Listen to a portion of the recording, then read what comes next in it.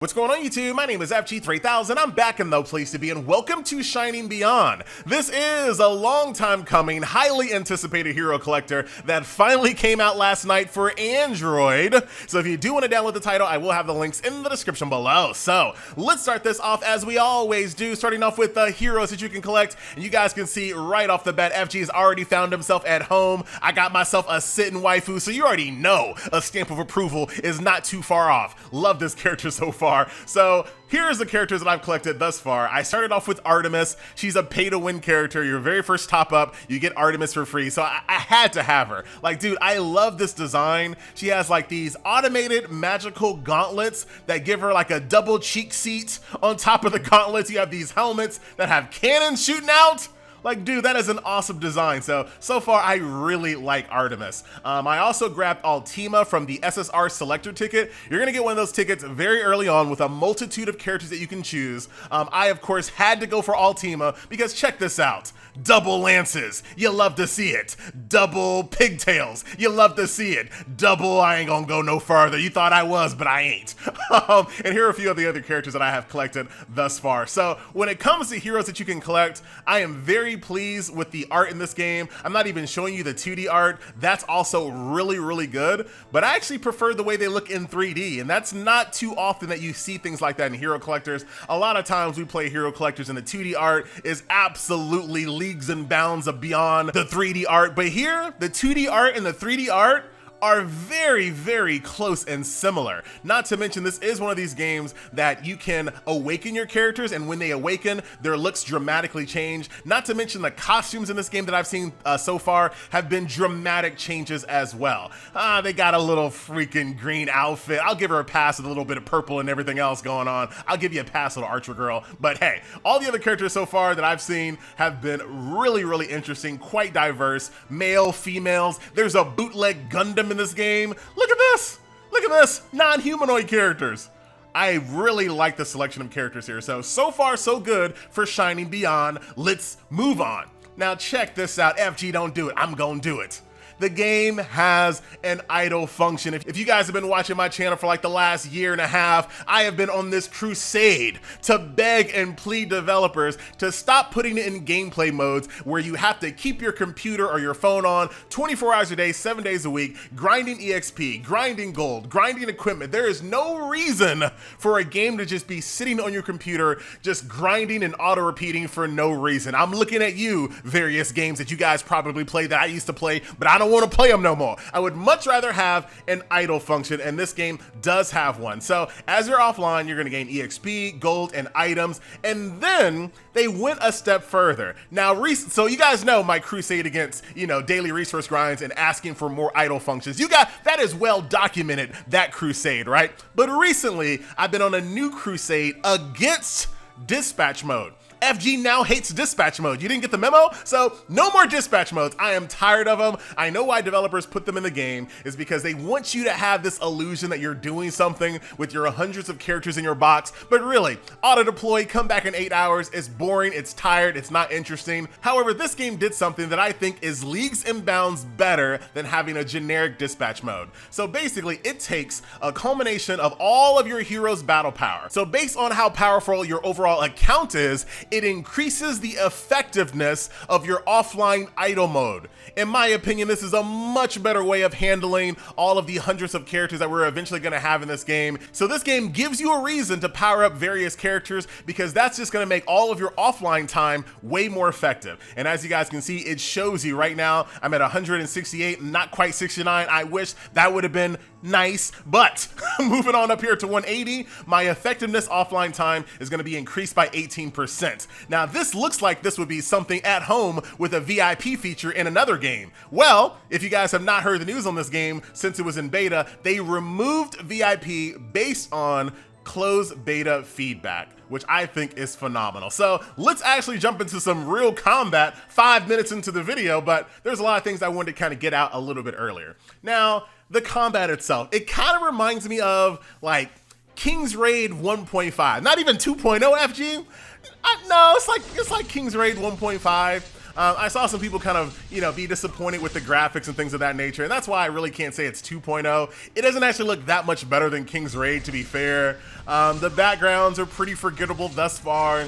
So far, they've been kind of generic castle dungeon number 44. So I haven't really been impressed with the 3D backgrounds. I'm not super impressed with the, the overall graphic splendor, but I do think it works, right? I don't expect every single game to look like Exos, Heroes, and 7 Deadly Sins. There's absolutely room for games that have a lower graphical budget, and I do think that the graphics don't detract from the experience. It's not like the game that we just recently covered, that Kingdom of Heroes game, where those graphics look terrible, right? The 3D grids look so washed out, they look like they came out of a PlayStation 2 game. They're not distracting in this game. So while they're not exactly cutting edge, I do think they get the job done. Now, when it comes to actual combat, once again, King's Raid kind of 1.5. That game is more side-scrolling. This one you can kind of have a little bit more flexibility with your character. So as you guys can see, if there's like a big telegraph, I can move my little squad around to get them out of that. However, when it comes to like min-maxing each individual attack, outside of like interrupting, telegraphed attacks from your enemies, like a big stun or something like that, you're really not going to be doing too much manual interaction, at least not so far. Like so far, I've been okay.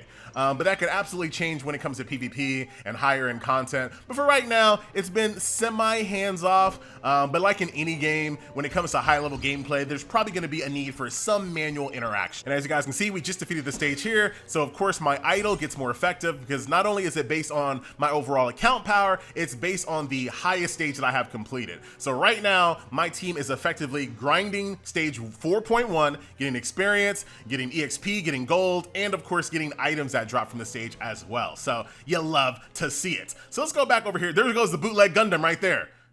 He looks awesome. Let's go back over here to the adventure screen. So of course you have your campaign mode, which you've seen plenty of times before, story-based campaign mode. If you go over here to the dungeons, it's kind of a limited resource grind. You're gonna get a limited amount of these keys per day, which allow you to get some more gold, get some runes, and get some of these relics, which leads us into the job system that I'll show you a little bit later in this video once we start summoning for some new characters. In addition to that, you also have a tower mode that unlocks at level 20. I'm only level 15, and getting 15 levels in this game actually takes quite a bit of time. So I'm sure it's going to be pretty typical when it comes to tower modes, but I hope that it's season based. More to come on that.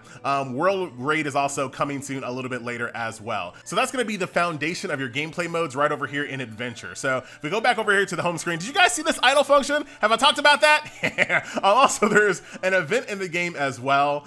So starting us off pretty basic. I actually kind of like when games do a more chill event to launch a game. I don't want like a full-blown side story event when a game launches, in my opinion, because you're already kind of overwhelmed with the campaign story that you're kind of going through. I don't think that you need to start a launch off with a side story as well. This one's very straightforward. It's a monster carnival. You beat up as many monsters as you possibly can. That's going to give you tickets in this event hub. In that event hub, you can use those tickets to buy upgrade materials, including 5-star school-based costumes. So you can get some really awesome costumes in here for free just by doing this event. And like I said a little bit earlier, the costumes are dramatic changes to the way your character looks. So shout out to them on that one. So far what I've seen, costumes do not provide stats. However, they do provide combat power. So basically 2 characters, one with a costume, one without a costume. Stat-wise, they'll be exactly the same, but the one with the costume will actually provide your account more combat power, which feeds into your idol, which I think is fine. So that is the event that is currently in the game. In addition to that, you also have guild. Waifu crew is here representing. I have nothing really unlocked just yet because it's only level 1, but it looks like in the future there's going to be some type of explore mode. There are quests that you can do. So as long as you're doing like your daily quests, you should be able to help contribute to your guild. There's going to be talents, which I'm sure are going to give your guild passive upgrades. And then of course there's going to be guild raids as well. So there's world raiding, there's guild raiding, which I hope is going to be co-op, because there is co-op in this game. So you can co-op some of the like main story quest, but I don't know. I don't want to just co-op like a story quest. I want to co-op something that's actually interesting. So there is co-op where you can like join your friends' rooms, your guild rooms, and other rooms. So hopefully more to come on that a little bit later on. So that is the foundation of the game thus far, right? So I talked about the adventure mode. We talked about the event that's currently in the game. There's guild, so there's guild raiding, things of that nature. Arena is going to unlock at level 20, along with the endless tower mode that also unlocks at level 20 as well. So with all that being said, it's a pretty, in my opinion, it's a pretty solid side game. Like, based off of what I see thus far, you know, based on how easy it is to burn stamina, the idle function, the really attractive 2D art and 3D models, in my opinion, the very streamlined UI. So I saw a little bit of criticism on this game saying that the UI looked like it was a little bit dated. Believe it or not, FG's not the one that said it looked dated. Someone else used the word dated. It's actually not. So what it might lack in like pizzazz, it is probably one of the most functional UIs that I've seen. So I feel like they kind of went through this UI and tried to minimize how many clicks it takes to do things. Let me give you guys a live example right here, right? So think about 99.9% of all hero collectors on the market. That's a real number. It includes all the games except for Shining Beyond. So in all those other games, let's say you wanted to unlock all these chests, right? You're trying to go through here, trying to unlock these chests. In normal games, you would be unlocking them one by one by one. Here in Shining Beyond, I can actually open up a UI and say, you know what, I don't want to open up my energy chest, so I'll unclick that, but I do want to unlock all my equipment chests, all my shards, all my items, all at the same time without having to go by one by one by one. That is awesome, not to mention anywhere you're in the game. So let's say you're running a little bit short on stamina. All you have to do is just click on the stamina button. It'll show you your inventory of stamina chests, and you can easily click on what you need to do. And that's just a preview of what I consider a really intelligent and streamlined UI. So like I said, it might not look like it's a brand new looking UI, but it absolutely does not function like those old crusty UIs that we see in other games. Like, believe you me on that one. Because, you know, FG is very sensitive when it comes to my time being wasted having to click 55 times or having stupid animations when it comes to upgrading runes. None of that stuff exists, even though I don't have runes unlocked. I don't have runes unlocked. So I could change, that could change. But so far, based on what I do have unlocked, it has just been very respectful of my time. Also, this game has something that I've never seen another game do. You can skip every tutorial in the game. No exaggeration. So the force hand-holding tutorials where it's like, click this, click that, click this. There is a skip button that's attached to every tutorial in this game. And oh dude, I can re-roll. Why did I do this? Oh dude, I was not ready. I was not ready to do this live. Forget it. I was not ready to do that live. Dude, I was so not ready for that. Let's just do some summons to kind of end this off. So like I was saying, it allows you to skip every single tutorial in the game, no matter what it is, which I found very, very awesome. So if you're like, dude, I know how to level up a character, I know how to set up a formation, things of that nature, you can just skip the tutorials and get to the gameplay. I have not seen any game allow you to really do that. So, and let's say you get too crazy, you skip too many tutorials, all the tutorials are in an archive that you can refer to later. So shout out to them on that one. Another thing that changed during this game's closed beta phase, because believe it or not, it's just crazy, right? Sit down. You want to sit down for this. I'm already sitting, FG. Sit down again. This game actually used their closed beta to improve things in the game. I know, it's crazy. I've never seen anyone use a closed beta to actually improve things off of community feedback. It's crazy. But we already talked about VIP. So they removed VIP because they got absolutely destroyed by the community. Not to mention, the gacha used to be shard based. So you used to be able to get 5 shards of an SSR. Now all of the heroes are full heroes the first time around, and then all your duplicates are shards, which allow you to basically rank up your stars, which is, you know, what you'd expect to see. Due to the fact that this game is going to require you to have a lot of duplicates of certain characters, the SSR rate in this game is 5%. So quite a bit higher than most games when it comes to that. Dude, Gordon, you are a beefy druid. Oh, dude, she looks awesome. Nadia? This is what I'm talking about right here. Oh, man, I didn't want to click off of it. Like, dude, her holsters look so awesome. I want to go back and look at it. Very, very nice. And of course, duplicates turn into shards, which allow you to limit break your character. So that is that. Very nice as well. So I get a little preview of the characters as they come to my squad. All right.